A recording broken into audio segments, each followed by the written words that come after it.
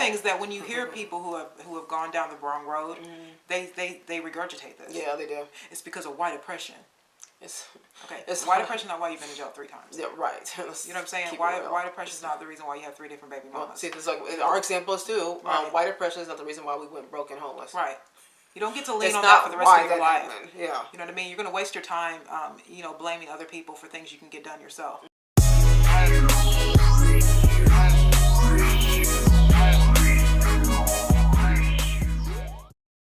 Alright guys, we are back with our second topic, which is going to be about CRT, critical race theory. So this started with some in college. It's a part of a course. Yes, like studies, law studies.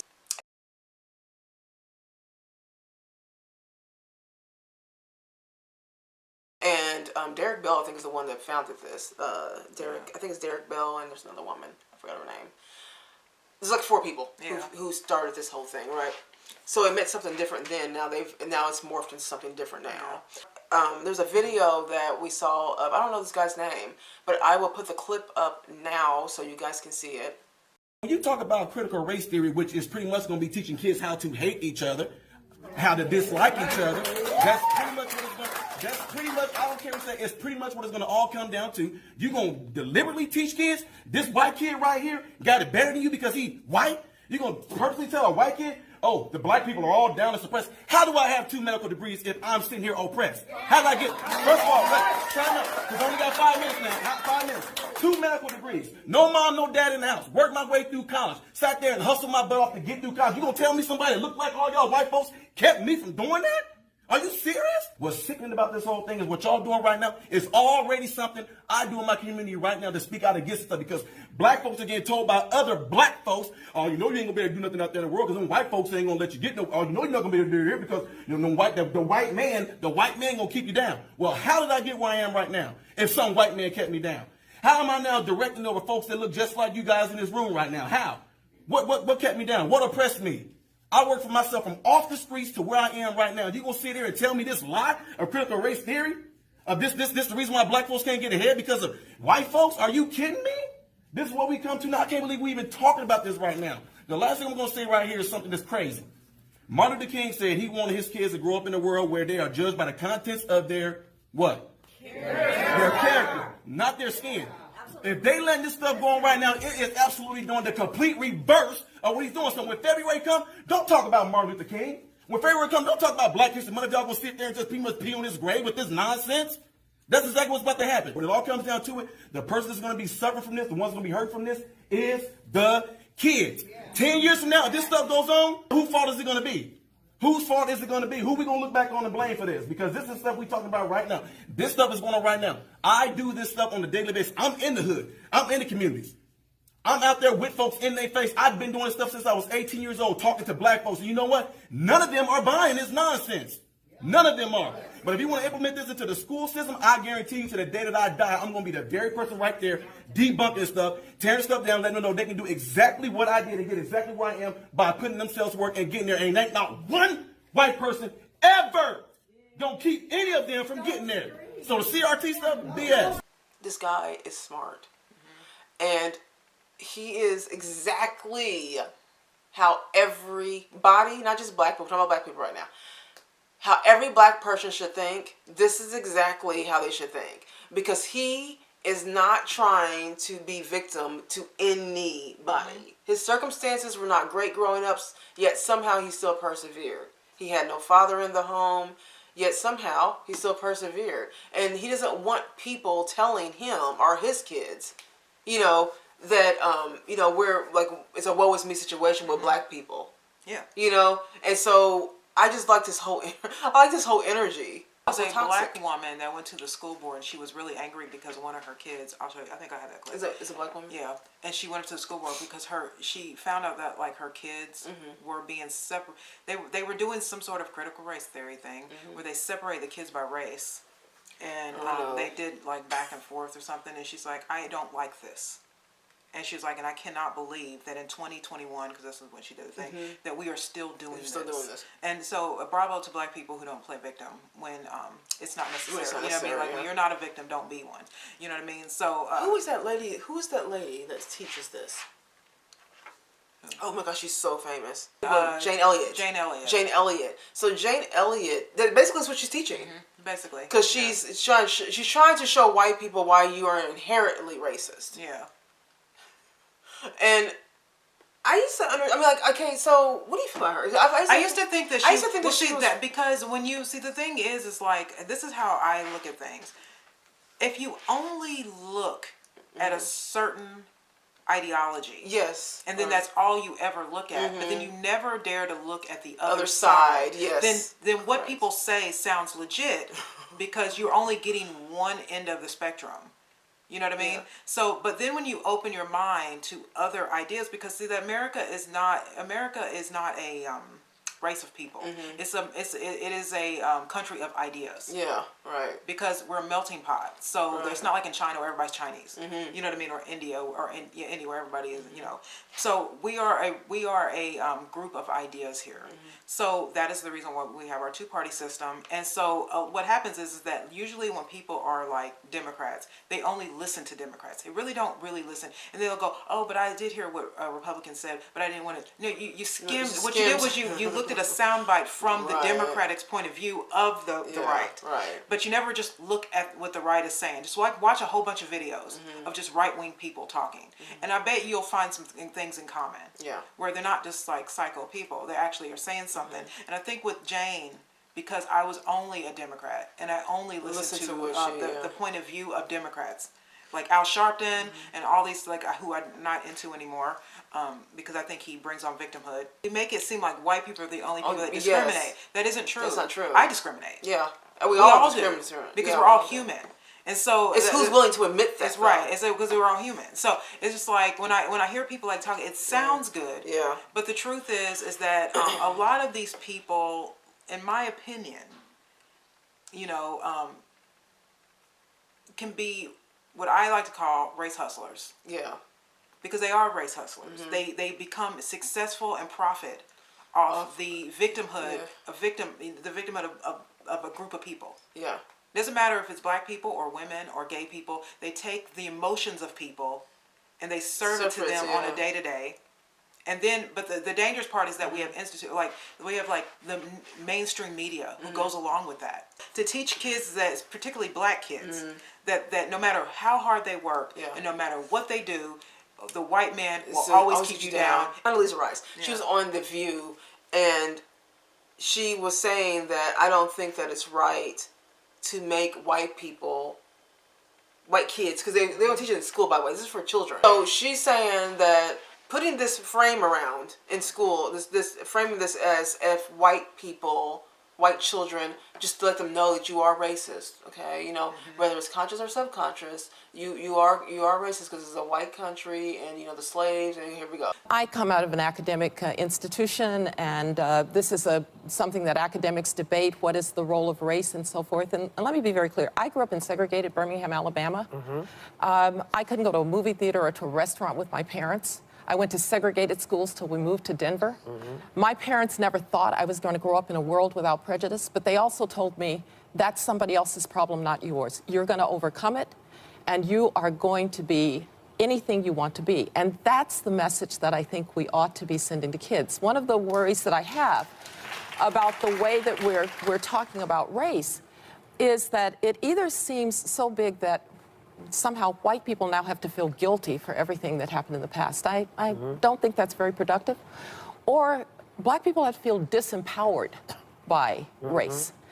I would like black kids to be completely empowered, to know that they are beautiful in their blackness, but in order to do that, I don't have to make white kids feel bad for being white.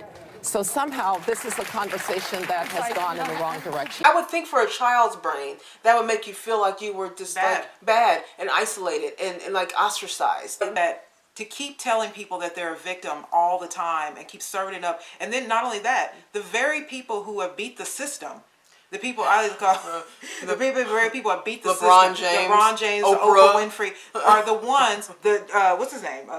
The one you just talked about, the Hispanic guy, the comedian. Oh, John Leguizamo. John Leguizamo.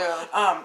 All of these Beat people the system. who like beat the system or having some sort of remorse about the fact that they got away with, or got out of it. And so they feel bad. And so they they're feel bad. They want to keep us victims. And so to keep their audience, because most of their audience is poor, they have to say stuff that serves their audience, which is going to be victimhood. Don't worry about it. It's not your fault that you're a single mother. It's the system hit you that way. Don't worry. It's not your fault that you went to prison, black man. You know what I mean? The cops are the cops are always bad. They're always trying to kill you. You know what I mean? It's not your fault. It's just white supremacy, systematic racism. They keep saying it and saying it and saying it. And now they're put in the school. Which was interesting about that guy. Yeah. Because he was like saying, like, I'm not going to let any white person tell me that, and not even that white people are telling that. It's just that the left is feeding this to people, black people mostly, or just, minorities in general, but black people mostly. They're just feeding it to them, and it's looking like we're just being beat on, and we don't have any backbone whatsoever. Like we're just slaves. There was a like we don't have any right. Like we don't have any do. self-responsibility. There was which is what you take away from somebody. To me, when you tell people they're a victim, you take away their own self-responsibility. So I thought it was funny because I was watching this thing. They were showing like what they're thinking, what they're going to be teaching, what the curriculum is supposed to be. It's weird to say that, anyways. Okay, so the one is that the idea that the most important thing about you is your skin color or race. Yeah. No. The most important thing about you is not your skin color or race, but they're going to try to tell you that that's what's supposed to be most important to you. A lot of people though think that like their race and their sexuality and their their gender is like their God. Yeah. It's that's like, this is who I am. I'm black. I'm a It's like, okay, yeah, you are all those things, but there's other. There are other parts of you as well that you should lead with. You should lead with, yeah. Right?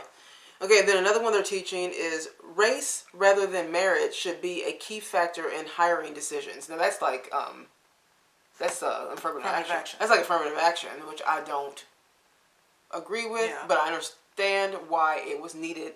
It was interesting with affirmative action because Thomas Sowell said that because he was a professor at Cornell, he said that a lot of people, when it came to affirmative action, a lot of students that were black either dropped out or didn't get to the top of their class because they were affirmative actioned into these Big Ten schools, but they couldn't meet they couldn't meet the criteria of these people who were at the top of their A game as far as academics.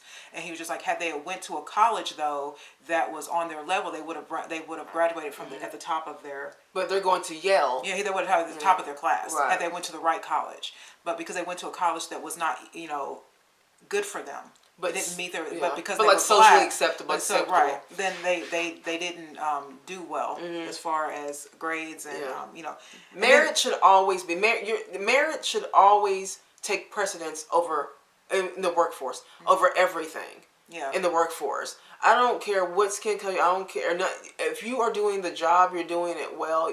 That's what should be looked at, not. I think everything, college, everything should be to me merit based. But I know a lot of people think that because of affirmative action, like a lot of, I guess business owners and stuff are just people who hire, probably feel like, especially if you're in a place where it's all white people. Yeah, that was another college they professor. They feel like they have a token black. Yeah, there was this other college professor though that said something very interesting the other day. He was saying, he said, I think. He said, if you look at affirmative action, though, if you accept affirmative action, he said you should also look at that as part of reparations because it put a lot of black people in middle class that wouldn't have probably been there had it not been for affirmative action and a lot of jobs and stuff like that. He was just like he said I think that a lot of black people should consider that part of a reparation. Yeah, I agree with that. And I never thought of it that way. I mean, because he's right. Yeah, that's he said. I never thought of it that way. But as I'm looking, I'm like, yeah, I mean, true. Because if you got a job based on your race, not saying that you were dumb as a box of rocks, but you did primarily get the job or something based on your race and not really on merit if someone did better than you. But their only problem was they were simply white. Like, how fair is that? But if you went to a school that's not your level. Yeah. you really are being set up To to fail. fail. Because even though you got accepted to Harvard based on not merit but your Yeah. race, you could have graduated at the top of your class at like NYU or some college that yeah. was better for you.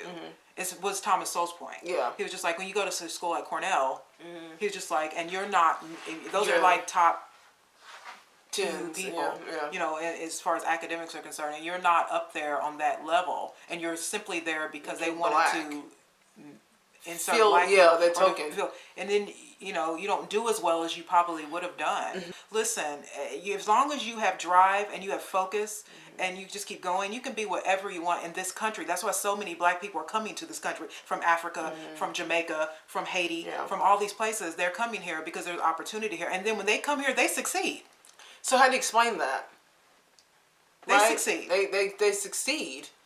But here, we've been around here for all this time. But I think it's and- entitlement. Yeah. They succeed because they don't feel entitled. When they get here, they're on a mission to win. Yeah. And so we are here inherently. So we are just here.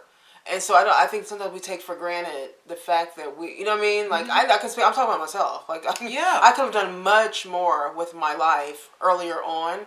You know, like, I'm happy I'm doing things now, but I'm just saying that had I not taken things for granted, like, you know what I mean? But when people come from here, other countries, they're here to make it Yeah. because the opportunity is there. Well, we've always had the opportunity. Americans have But that's the the opportunity. greatest thing about marriage. You Yeah. can fail and rebuild your life. Yeah, you can. A couple times. We're doing that. All right. So then another one was racism is present in all interactions that we have in America. This is another situation where no. Okay, but this is the thing. Racism is not going away. It's- this utopia people want to live in I where there know. are people that just don't hate people. It happens. That is not It's going not to it's happen not in gonna any happen, yeah. country or any. Racism is never going to go away, but it does not. It's not the defining thing of why you aren't successful or why you can't get ahead in this country. And it's So- not present. It's present in all racism. Think about what they're trying to say here. Racism is present in all interactions that you have with people. I've had lots of interactions with people. Clearly, I work in a situation where I'm around people all the time, and I can, easily say that racism is 100% not in all I don't do that on a daily interactions. What do you basis. mean? I don't. But see, the thing is, I don't sit here all day and fixate on race all day. Right. You know what I'm saying? Like, I think these type of people who are teaching this CRT, I think that they're just these people who are so fixated on racist and racism and race and color and it's like you have to be able to live See your life normal. yourself It's not normal. outside of your skin tone. Yeah. You know what I mean? Right. You You you have just to. do. And if you don't, you're always going to be, the black person that's got the people against me. This is all And also, about I people think people like victimhood. They love it. I mean, I had to keep it blunt right here, but I do think that there are a lot of black people in general that love being a victim because it gives you a reason for not having Not to ever moving, yeah. become anything. And so not you can moving blame it forward. on, I'm a single mother because of racism. I'm on welfare because of racism. Yeah. I'm a baby daddy because of racism. I'm in jail because of racism. No, Yeah. eventually self accountability has to come in. This white run world. Some girl said this the other day. This white run world hasn't given me a chance. I'm like, gross. You sound so Weak. You sound so weak. I hate when y'all when I hear people talk like that. It just and Karen and I did not come for money. We had no money. And I feel like when I sit here and think about people who insist on racism being every part of their life is the reason why they didn't make it. Is the reason why they can't do anything. Like I'm like, why is it? Why do you think that every part of your life has something to do with the fact that you're black? Yeah. Why do you think that every failure you have has something to do with the fact that you're black? Could it just be that you are just failing at stuff because you're not really trying, one, or just maybe not good at that thing, or it doesn't always have to be about race. In a country where where white people overwhelmingly voted for gave a man 2 terms. Yeah. A black man 2 terms as president. You sure that we're still a racist? An overwhelming country? amount of white people. I don't think so. But He got 2 terms, not 1. He got 2. But we're a racist country. That doesn't make any sense. The numbers don't even make any sense. It doesn't make any sense. But they're trying to make it make sense. Yeah. And I'm saying make it make sense because it doesn't.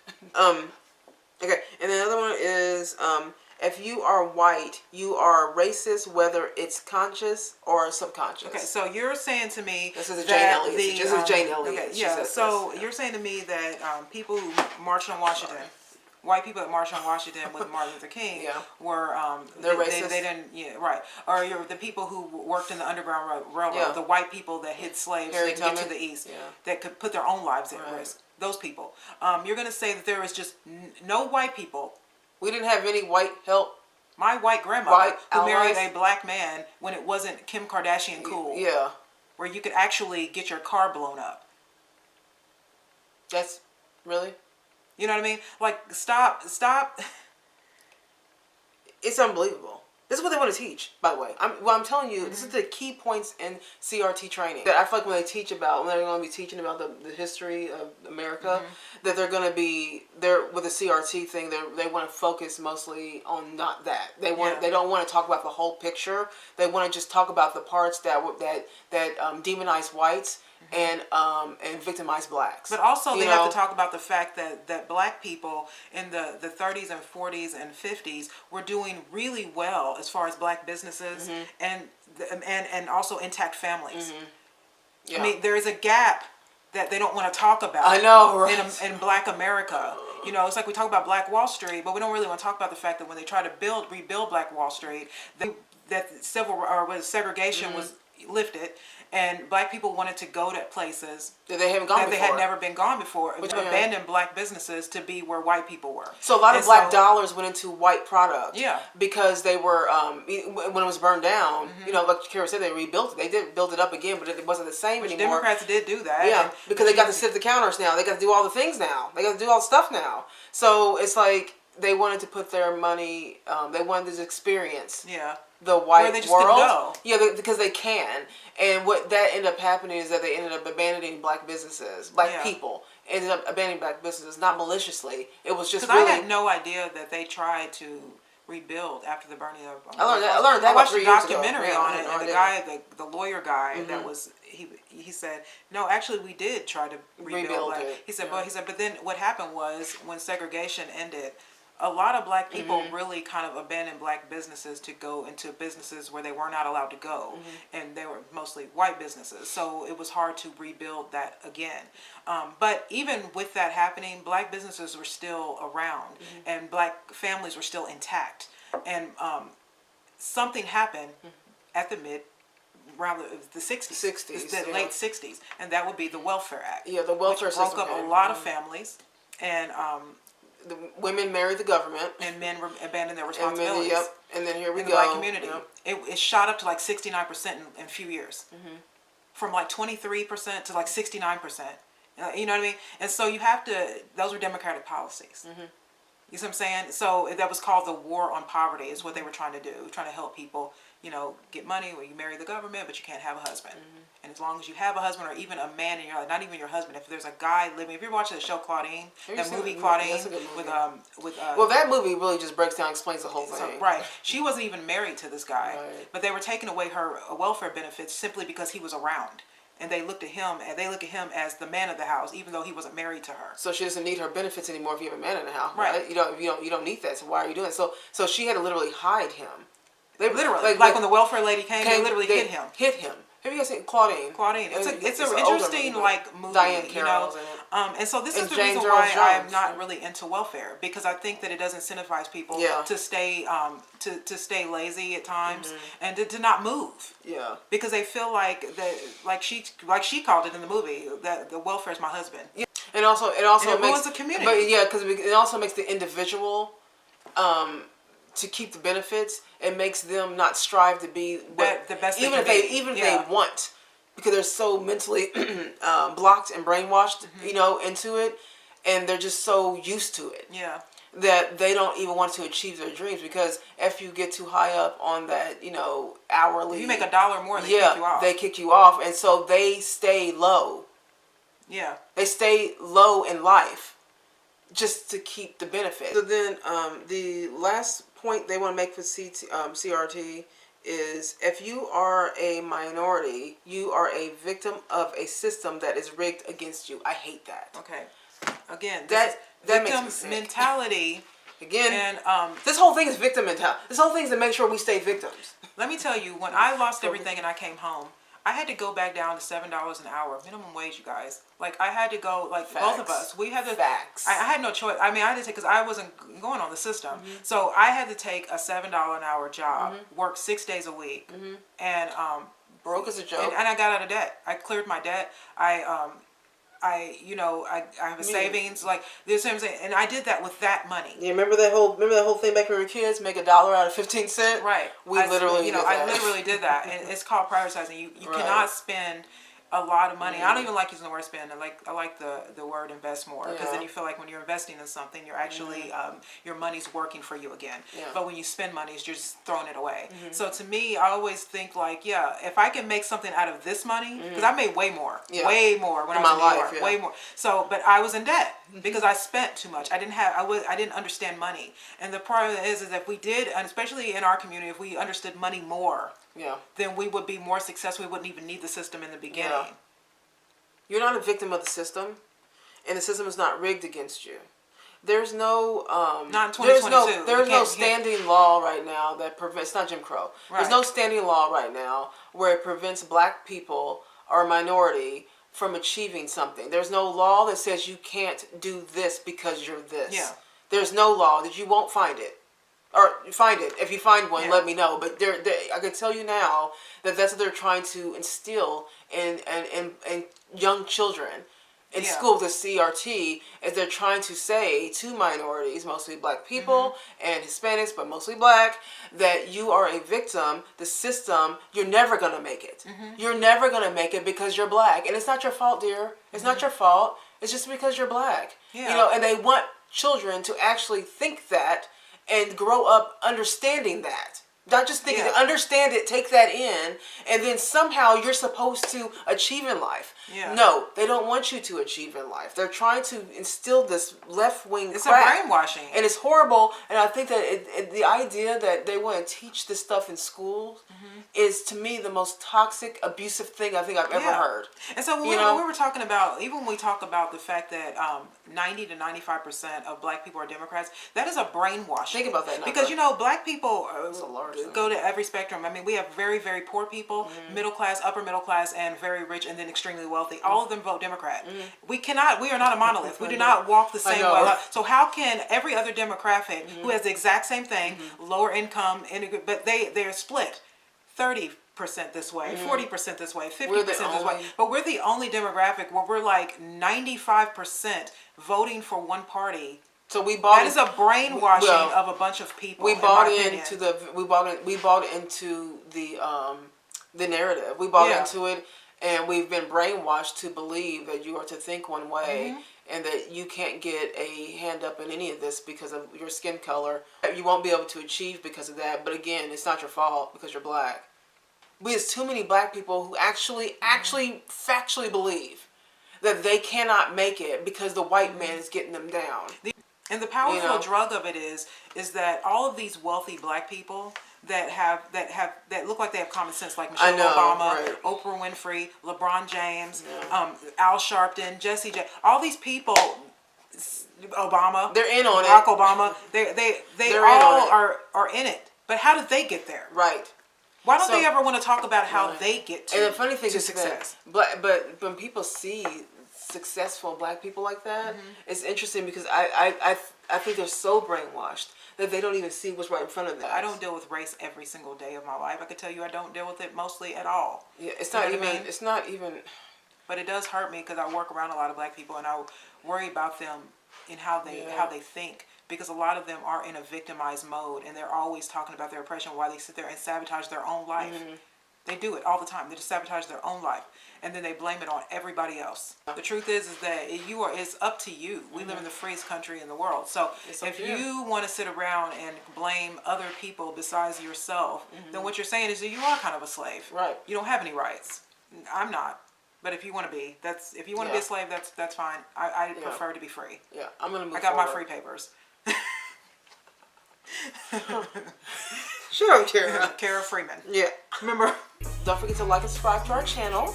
If you haven't yet, if you're watching, you might as well go ahead and subscribe. Go ahead and do it. And hit the bell. And, you know, people, just please create a conversation that matters. And we will see you guys next week.